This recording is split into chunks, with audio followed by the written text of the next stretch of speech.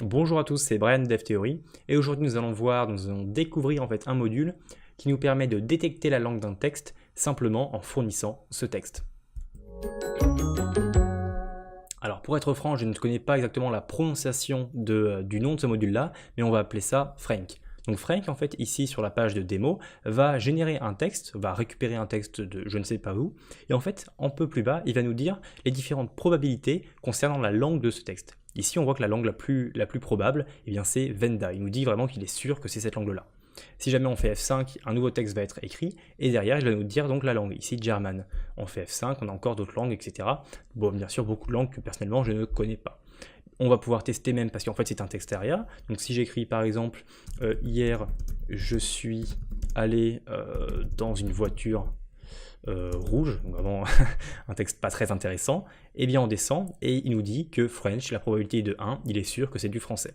Donc dans certains cas, ce type de fonctionnement, en fait, ce type d'outil peut être utile. Personnellement, j'ai eu un site web où je devais donc récupérer un texte et après le traduire, mais sauf que je faisais en sorte qu'il soit de base en français. Mais ici, avec donc Frank, on va pouvoir détecter la langue de base et ensuite le traduire via par exemple les API de Google Traduction.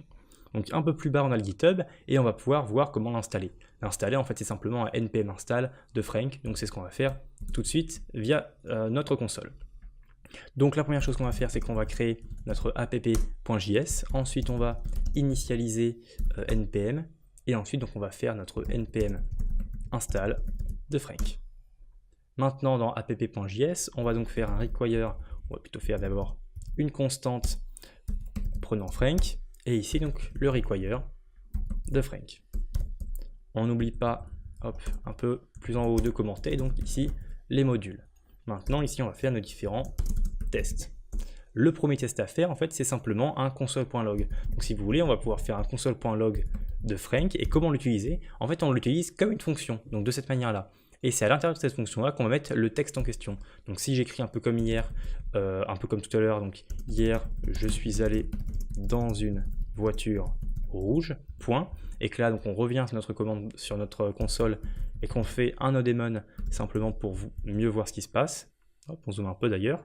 Il va nous répondre fra. Pourquoi? En fait, il nous répond pas le nom du pays en entier, il nous répond le code du pays. Ici, ça va être fra pour France en fait. Tous les pays ont différents codes. Si on va sur ici donc les différentes langues qu'il y a, on va au niveau du GitHub et on voit donc tous les codes qui correspondent donc au nom du pays. Ça, c'est des codes internationaux qui sont uniques à chaque pays. Et donc, bien sûr, si on recherche fra, on a bien French à côté.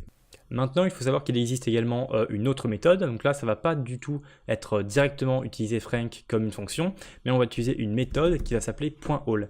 Et en fait, le .all, si jamais on revient, il va nous donner toutes les probabilités qu'on avait tout à l'heure. Donc là, par exemple, le français, la probabilité était de 1. L'anglais, la probabilité était de 0,80, etc., etc. Donc ça peut être utile si jamais on veut vraiment savoir tout le traitement qu'il y a derrière.